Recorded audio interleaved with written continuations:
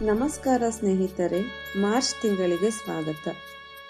ಅನೇಕ ಬಾರಿ ನಮ್ಮ ಪ್ರಾರ್ಥನೆಗಳು ಉತ್ತರಿಸಲಾಗಿಲ್ಲ ಎಂದು ತೋರಿದಾಗ ದೇವರು ಕೇಳುತ್ತಿರುವರು ಎಂದು ಯೋಚಿಸಲು ಪ್ರಾರಂಭಿಸುತ್ತೇವೆ.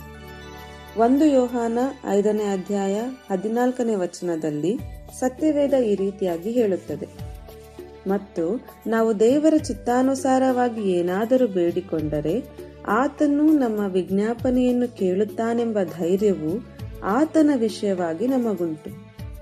ಸ್ನೇಹಿತರೆ, ದೇವರು ಯಾವಾಗಲೂ ತನ್ನ ಚಿತ್ತಕ್ಕೆ ಅನುಗುಣವಾಗಿರುವ ಪ್ರಾರ್ಥನೆಗಳನ್ನು ಕೇಳುತ್ತಾನೆ. ನಮ್ಮ ಪ್ರಾರ್ಥನೆಗಳು ಎಂದಿಗೂ ನಿರ್ಲಕ್ಷಿಸಲ್ಪಟ್ಟಿಲ್ಲ ಅಥವಾ ವ್ಯಕ್ತವಾಗಿಲ್ಲ.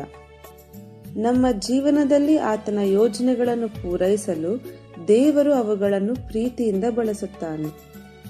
ಆದರೆ ನಾನು ನಿಮಗೆ ಇದನ್ನು ಕೇಳಲು ಬಯಸುತ್ತೇನೆ, ನೀವು ಯೇಸುವಿನ ಮುಂದೆ ನಿಮ್ಮ ವಿನಂತಿಗಳನ್ನು ಇಡುವಾಗ ನಿಮ್ಮ ಹೃದಯ ಹೇಗಿದೆ?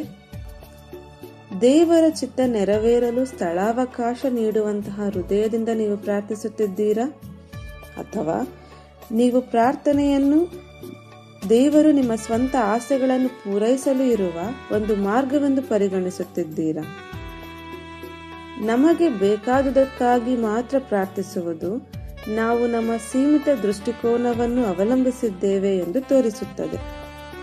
ಆದರೆ ತೆರೆದ ಹೃದಯದಿಂದ ಪ್ರಾರ್ಥಿಸುವುದು, ದೇವರ ಚಿತ್ತಕ್ಕೆ ಶರಣಾಗುವುದು, ನಾವು ಆತನ ಉನ್ನತ ಪರಿಪೂರ್ಣ ಯೋಜನೆಗಳನ್ನು ನಂಬುತ್ತೇವೆ ಎಂದು ತೋರಿಸುತ್ತದೆ.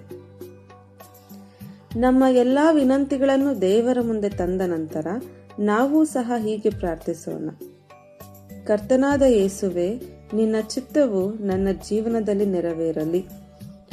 ಆಗ ನಾವು ಆತನು ತನ್ನ ಉದ್ದೇಶವನ್ನು ನಮ್ಮ ಜೀವನದಲ್ಲಿ ನೆರವೇರಿಸಲು ಸಿದ್ಧ ಮಾಡಿರುವ ಸುಂದರ, ಪರಿಪೂರ್ಣ ಮತ್ತು ಮಹಿಮೆಯ ದಾರಿಯಲ್ಲಿ ನಾವು ನಡೆಯಬಹುದು. ಸುಂದರ ಮತ್ತು ಶುಭಕರವಾದ ತಿಂಗಳು ನಿಮ್ಮದಾಗಲಿ.